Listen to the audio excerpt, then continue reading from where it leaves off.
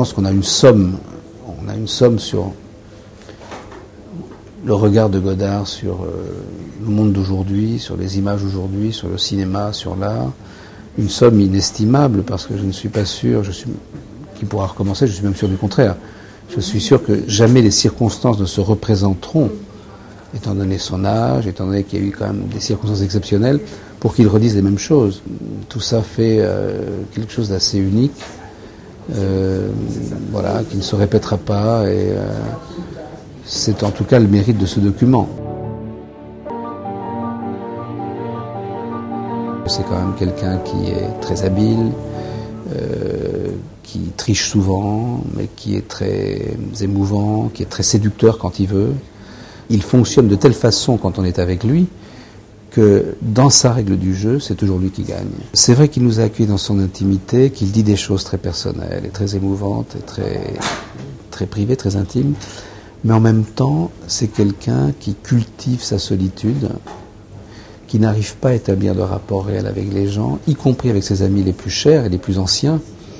Tous sont dans une attitude de respect, de vénération, d'intimidation, et lui-même n'incite pas à ce qu'on dépasse ça. C'est-à-dire qu'il n'est, pour dire des choses familièrement, il n'est pas sympa, quoi. C'est pas quelqu'un de chaleureux, c'est pas quelqu'un qui vous met à l'aise.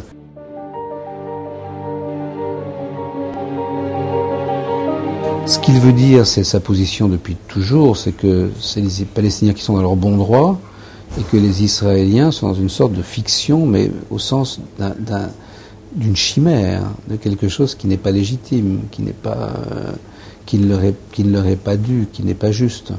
Donc sur ça, je ne suis pas du tout d'accord avec lui. Et puis sur beaucoup d'autres choses. Quand justement, à propos d'Ici et Ailleurs, il y a la discussion sur le générique où il met face à face Hitler et Golda Meir, en laissant entendre qu'il y a une certaine forme d'équivalence entre les deux, je trouve que c'est même une chose absolument inacceptable. Non, je ne dirais pas que c'est un procès de Jean-Luc Godard, parce qu'en fait, nous n'avons rien filmé d'autre que ce qu'il a voulu qu'on filme de lui. Donc ma caméra, elle est assez neutre. Enfin, je n'ai pas cherché à faire le malin ou dans des effets de montage. J'aurais pu essayer par des effets de montage de le mettre en contradiction avec lui-même. Non, j'ai respecté son propos, le développement de sa pensée. Il n'y a aucun procès de Godard, ni aucun procès d'un intellectuel maudit. C'est lui qui se perçoit comme un artiste maudit. D'ailleurs, il se plaît dans cette position, il a besoin de cette position-là. Il la revendique, il s'émeut sur lui-même, il s'identifie à des créateurs malheureux.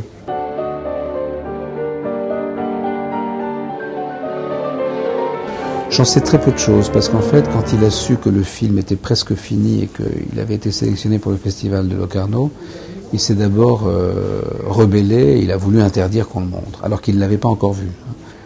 Donc je lui ai dit, attendez 5 minutes, mais il avait commencé à prendre les choses. Bon, ça aurait été assez comique que Jean-Luc Godard interdise un film, donc il se serait mis dans une très mauvaise posture là. Donc je lui ai envoyé le film, et à partir de ce moment-là, il n'a plus rien dit. S'il est un tout petit peu honnête, il a vu que nous on était honnêtes. On n'a pas triché, qu'on n'a pas essayé de le caricaturer ou de déformer ses propos ou de lui faire dire des choses qu'il n'aurait pas dites. On a été très honnête, on a filmé ce qu'on a pu dans les conditions qu'il nous a autorisées, parce qu'il nous a en gros interdit de faire du cinéma. Il a eu raison sur ce point. C'était pas la peine de faire du cinéma. Le cinéma, il est là automatiquement. On filme Godard en gros plan, c'est déjà du cinéma.